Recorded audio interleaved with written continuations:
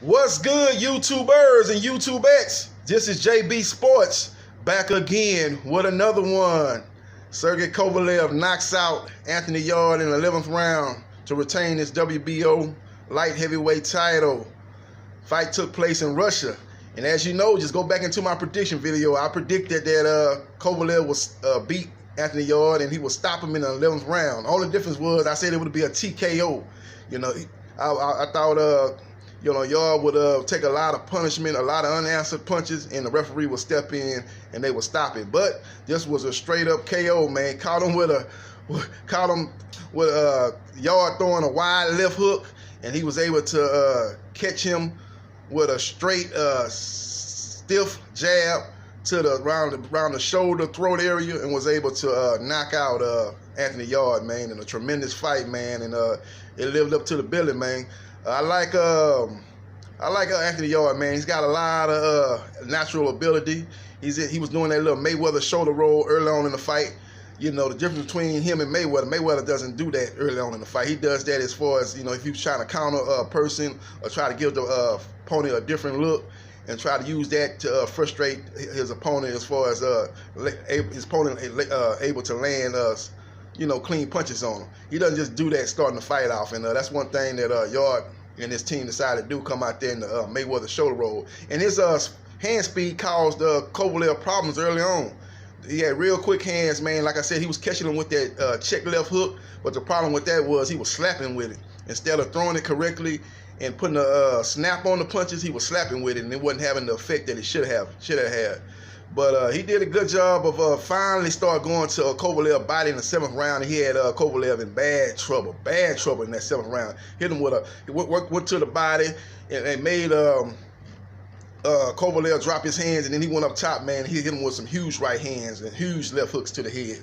And if he had a little bit more time in that round, or if he could have landed a couple of more punches in that sequence where he had Kovalev in trouble, he probably could have got the stoppage or the knockout win in that round, man. But give Kovalev credit. When he went back to his corner, Buddy McGirt told him, say, hey, look here, man, I'm not going to let you take that minute punishment again. If you don't show me something in this next round, I'm going to stop it.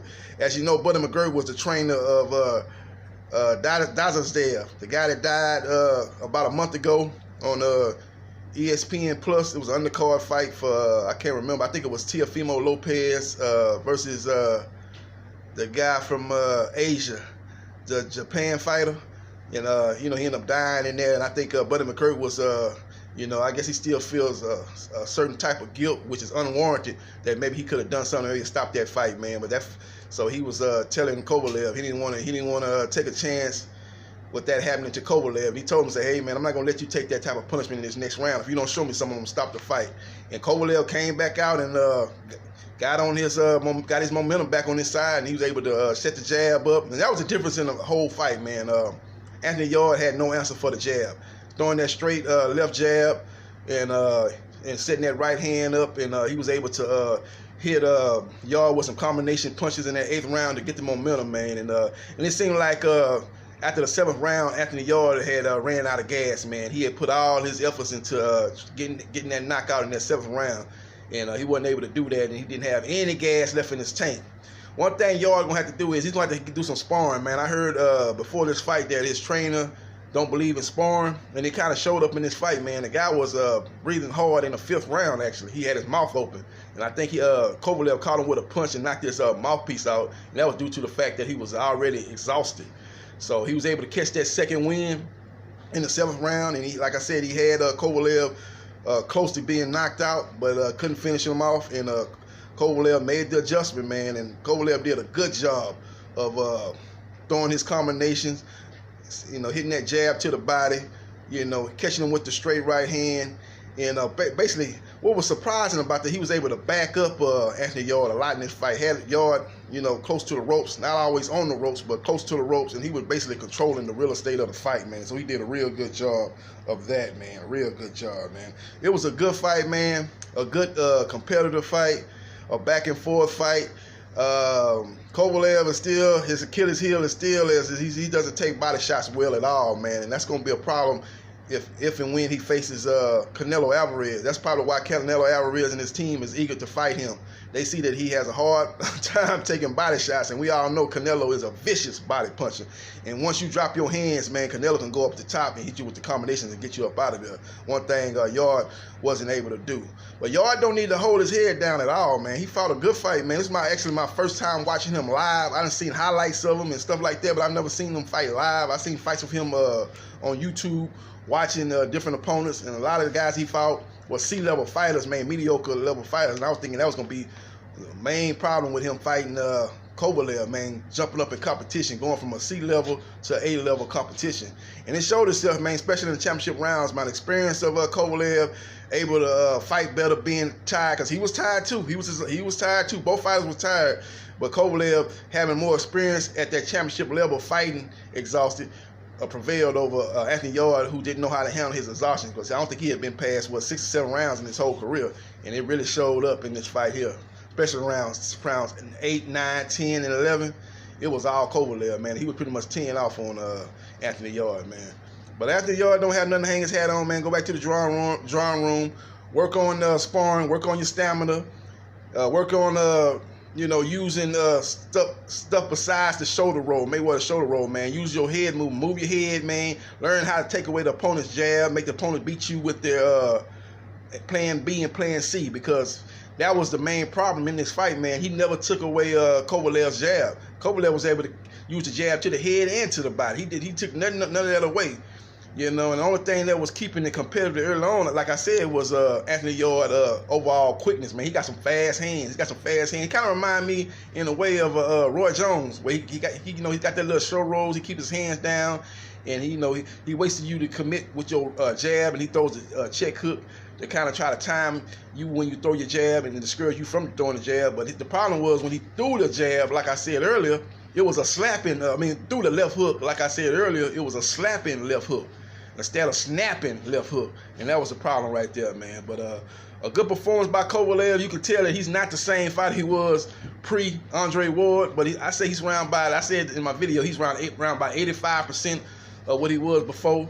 Andre Ward said on ESPN Plus that he thought he was 70% of what he was before. And based on this performance, man, he didn't look as sharp and as good as he did against Edelera Alvarez. Can't get this boy's name all the time. I already butchered this boy's name. Just gonna say it by the last name. The last fight against Alvarez, he looked at better in that fight than he did this fight. But I think Anthony Yarde is actually a better fighter than Alvarez, even at this inexperienced stage of his career. More athletic, quicker hands, and he did what Alvarez didn't want to do. Alvarez was headhunting the whole rematch, and Yarde was doing that too. He was doing that too, but I don't know if it was his corner or he finally decided to say, hey, man, this guy doesn't like taking punches to the body. And he went to the body in the 7th round and almost was able to pull an upset and bring the title back to the UK. But a good win for Kovalev, good performance.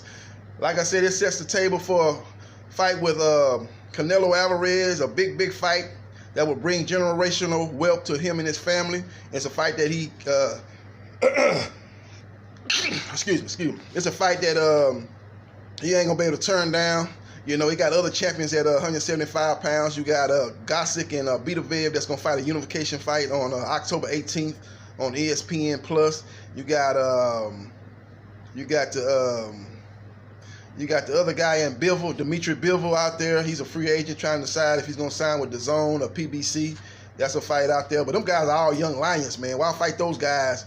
For you can maybe get 2 or 3 million fighting those guys, and you can make around 9 to 10 million, maybe triple that fighting Canelo Alvarez. So that'd be easy call. And then you're making a guy that's coming up from lower weight to come up to fight you at your weight. So you should have the size advantage, and you have the advantage of fighting at that weight, and take advantage of that. And then it's more money, high profile fight. So I think he'll be looking at that. Another guy that they might look to if they can't come to agreement with Canelo Alvarez is Gilberto Ramirez, a guy that fights on the same network as Kovalev on ESPN. They maybe look at him. He's a guy that's promoted by Bob Arum and Top Rank Boxing, a guy that's undefeated. Maybe they can make that fight happen. Ramirez against Kovalev.